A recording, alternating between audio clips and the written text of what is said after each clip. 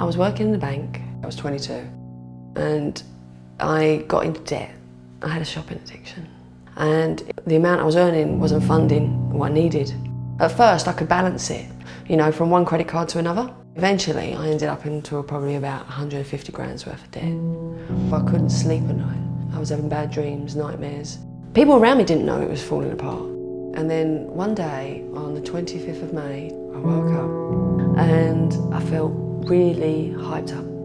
The only way I could describe it is like noises in your head. Worry about this, worry about that, worry about what's going to happen next. You can't fix this. Then there was this other part of me that was like, you know, you need to ask someone, you need to talk to someone, you need to sort it out. And then right in the back there was this point that said, just go.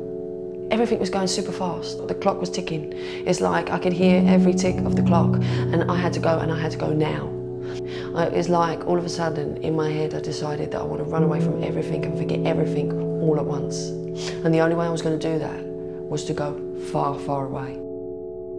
I got in the black cab. I said, just take me to Victoria. When I got to the ticket office, I said, well, what's the next coach that's leaving this building? And they said, the next one will be going to Birmingham. I said, oh, I'll have that one then. That'll be the one. I had £40 on me. I didn't even think, how am I going to cope? I didn't think, how am I going to survive? When I got off the coach, at that point, as far as I was concerned, Shelley McKenny was dead.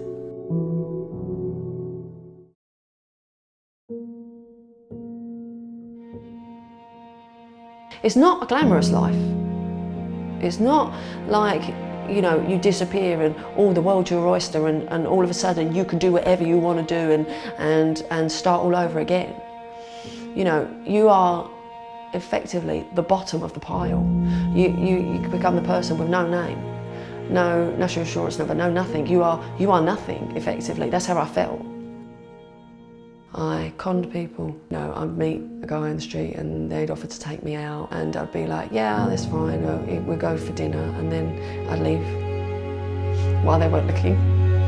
And, you know, from the restaurant, from the actual place, I'd leave there and there. I'd have something to eat and excuse myself, go to the toilet, and I'd leave because that I had got fed, didn't I? Obviously, these things I'm not proud of, but I had to survive.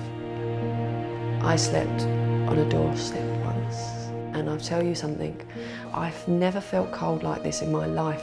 I felt like I was freezing to the bone, but there was no upset, there was no sadness, there was nothing like that.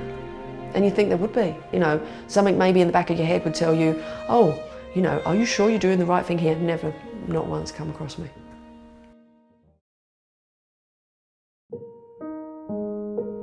I was missing for 18 months.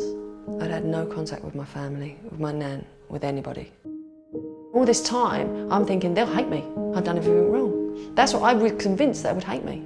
And then I got pregnant with my daughter.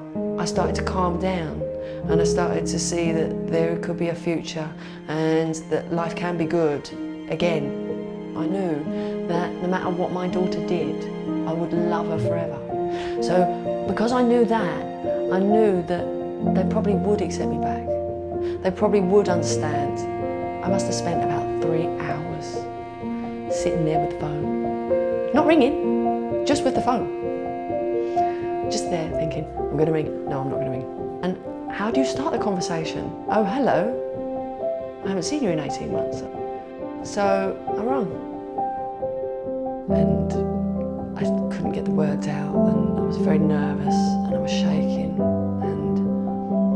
But I was happy. That was the thing. I was happy. That's how I knew it was right. Because I was happy.